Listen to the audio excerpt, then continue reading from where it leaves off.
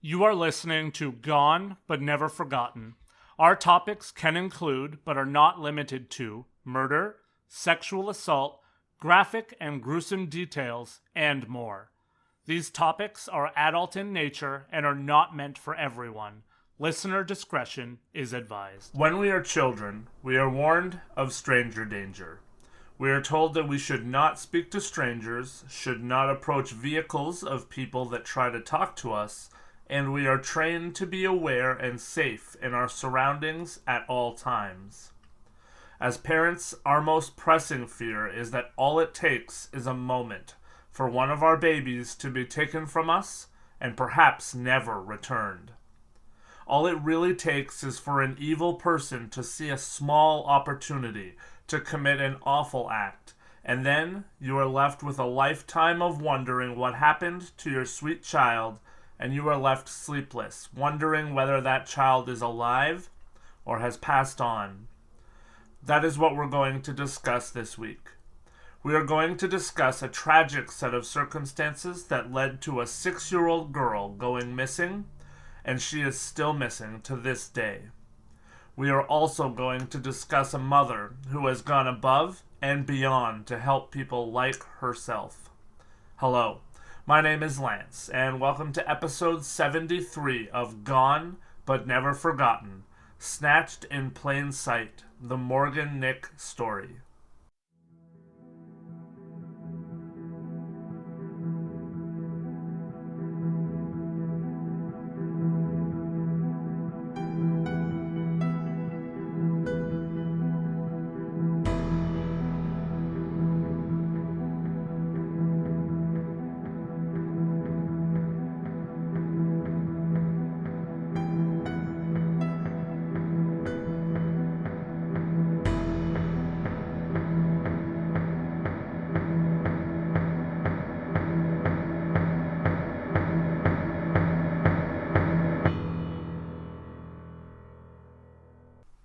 Morgan Nick was born on September 12th of 1988 to her parents John and Colleen Nick, and she was their firstborn child. The family lived in Ozark, Arkansas when she was born. She was a quiet and shy little girl who was also a member of the Girl Scouts of America. Morgan was also said to be very crafty. On the night of June 9th of 1995, a friend of the family would invite them out to attend a Little League baseball game in Alma, Arkansas, which was about a 30-minute drive for the family from home. Colleen and Morgan decided that they would go and make a girls' date out of it. Looking back, Colleen remembers that it was a warm night and that the two of them were having a lot of fun. At various times throughout the night, a couple of Morgan's friends would ask her if she wanted to come and play with them, but Morgan kept saying that she wanted to stay and hang out with her mom. At around 10:30 p.m., though, her friends would ask Morgan again if she wanted to come with them, as they were going to try and catch fireflies. This time, Morgan asked her mom if she could go. At first, Colleen said no, but Morgan and her friends would plead with her to let them play. Colleen's friend said also that their kids played in the field all the time and that it was safe for them, even in the dark. When Colleen finally agreed to let Morgan go, she gave her mom a big hug and a kiss on the cheek and then left with her friends. Colleen would tell Morgan to stay where she could see her, and she says that at first she could see the girls playing in the field that was only about 50 yards away. However, at about 10:45, when the baseball game came to an end, Morgan and her friends would all go to the parking lot and be dumping the sand out of their shoes. The friends would then return to the baseball diamond, but Morgan was not with them. They told Colleen that they had seen her emptying her shoes near a car, and Colleen assumed that that must have meant her car. Colleen would head to the parking lot to meet up with Morgan, but unfortunately, when she arrived at the parking lot, Morgan was not there, and she has not been seen or heard from since. Within a few minutes, everyone else that had been at the game was getting into their cars and leaving, and Colleen knew that something awful had happened. She knew that Morgan was not the type of girl to just wander off on her own. Colleen would start panicking and talking to people. One of the coaches would come and try to help Colleen out and started to question Morgan's friends as well. The coach would ask the children if they were alone when they were playing in the field, and they would tell him that they remembered seeing a creepy-looking man that was talking to them and watching Morgan, and they also remembered seeing a red pickup truck that was parked close by. Witnesses would say that the red truck had left at roughly the time that Morgan was last seen. The coach pulled out his phone and called 911 immediately, and law enforcement was on the scene and started a massive search within 6 minutes of the phone call. The search would not turn up anything in the way of evidence, really, though. Things like cigarettes and bottles were gathered from the area. The story would hit the media, and posters were posted everywhere. It did not take long for the state police and the FBI to get involved, as everyone realized the gravity of the situation.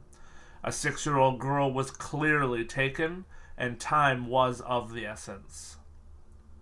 Colleen would stay at a volunteer fire station that was located directly next to the Alma Police Department for 6 weeks, because she wanted to be close to the police and close to the place that Morgan had gone missing from in case anything came up. Colleen would say that there is nothing in life that compares to or prepares you for losing your child. She said that it didn't even feel real entirely at first because everything was happening so fast. She also said that she felt instantly like everyone was in her corner, but then that over time, that slowly started to change. She tried really hard to push for Morgan's story to become national news instead of just a regional thing. As she pushed in every direction to get more eyes and ears on the story, she also started to get phone calls from other parents of other children who had gone missing, and that was when she realized that there was not a lot of organizations nor resources in place for people like her who had been left heartbroken and alone when their sons or daughters went missing. She realized that there was a much bigger need afoot that was well beyond just her own situation. She started to change from the shy lady that she had always been into a woman that quickly became a leading activist for missing children all across the United States. In 1996, 1 year after Morgan had gone missing, Colleen would establish the Morgan Nick Foundation, which is a non-profit organization that is dedicated to helping families who have missing children. Having personally known the hell that having a missing child can be, she wanted to ensure that other families would have some help if they found themselves in a similar situation. The Morgan Nick Foundation focuses on intervention, education, and legislation with regards to missing children.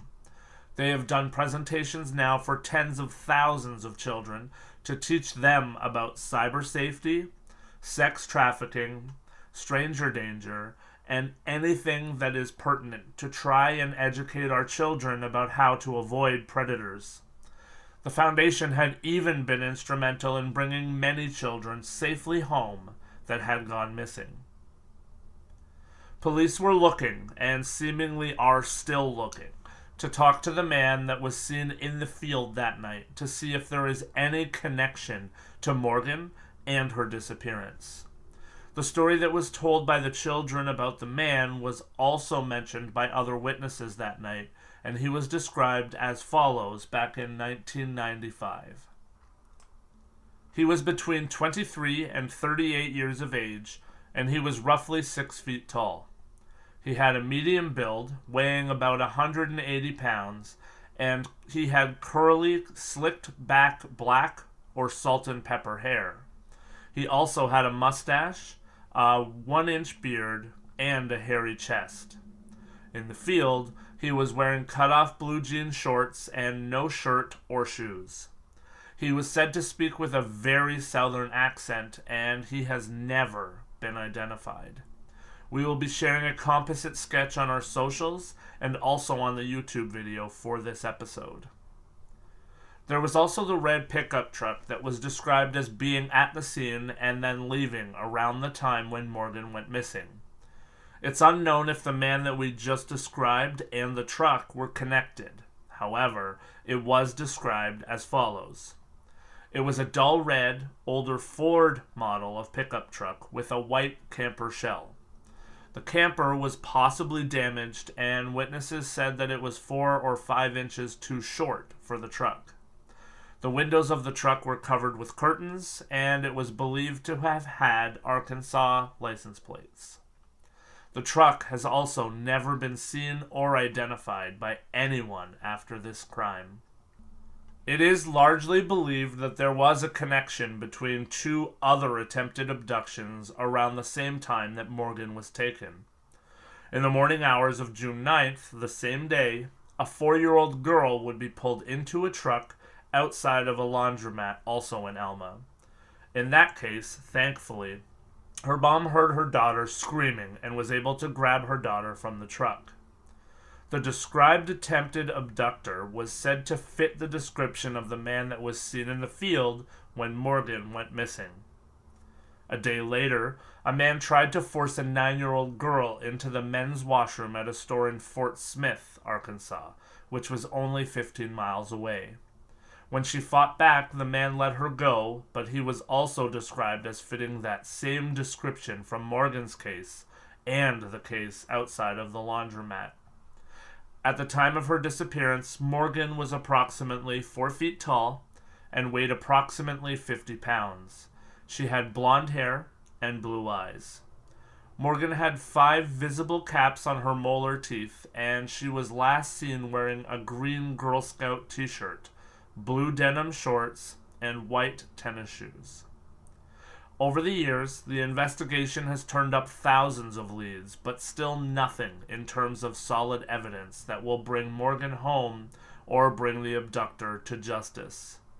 There is a $60,000 reward in the case for the recovery of Morgan Nick and the identification, arrest, and conviction of the person or people involved in that abduction.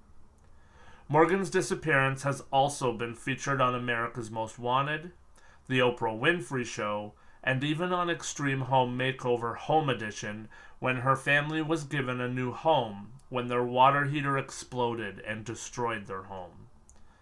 Police do continue to investigate this case.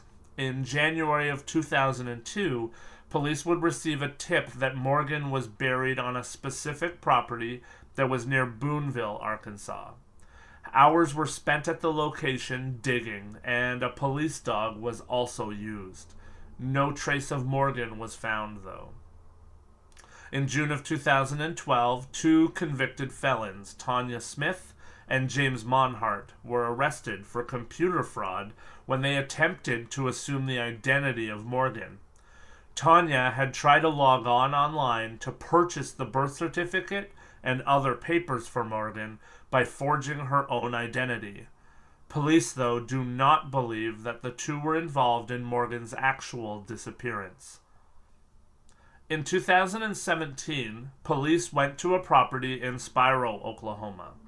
A search was completed by the FBI and the Oklahoma State Bureau of Investigation, along with local police.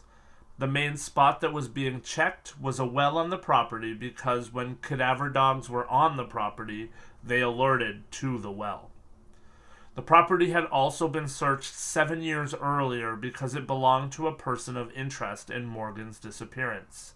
The man is presently in prison on other charges, but even though he is a person of interest, he has not been officially named a suspect, nor will he speak about the case of Morgan Nick at all. A documentary covering the case came out in April of 2021 that was titled Still Missing Morgan, and it aired in Arkansas. Interestingly, a lot of video and photo evidence was shown that had not previously been shown to the public, and one of the things was a picture of the truck believed to be at the center of the case, that red truck that was at the game. Based on the photo, it's now believed that the truck may actually be a Chevrolet, perhaps an S10 or a Silverado. In November of 2021, police would say that Billy Jack Lynx was a person of interest in the case because he had driven a red pickup truck that looked like the one that was seen where Morgan had gone missing. Lynx passed away in the year 2000, but it has been said that fibers found in his truck were a close match for those from Morgan's t-shirt that she was wearing when she was taken. Now, Morgan Nick would be 35 years old, and her family does still believe that she is alive. There are generally a few reported sightings of Morgan across the United States every year, and that leads everyone to believe that there is hope still in this case, and in her safe return to her family. It's very possible that if she is alive, she may not know any longer who she is or where she came from, or perhaps that she is being held captive still, against her will, by someone that took her or someone that she wound up with. If you are out there and you know of someone that sounds like or looked like the man in the sketch back in 1995, then please make a call and see if you can help police possibly get something on their radar that hasn't been there before. If you know someone that owned a truck that looks like the one that we mentioned as well, please contact authorities.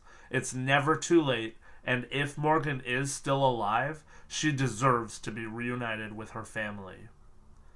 As we always say, there are people out there that know what happened to young Morgan Nick, and if you do, you certainly owe it to her to come forward with whatever you know.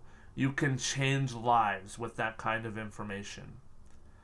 If you know anything, please call the Alma Police Department at 479-632-3333.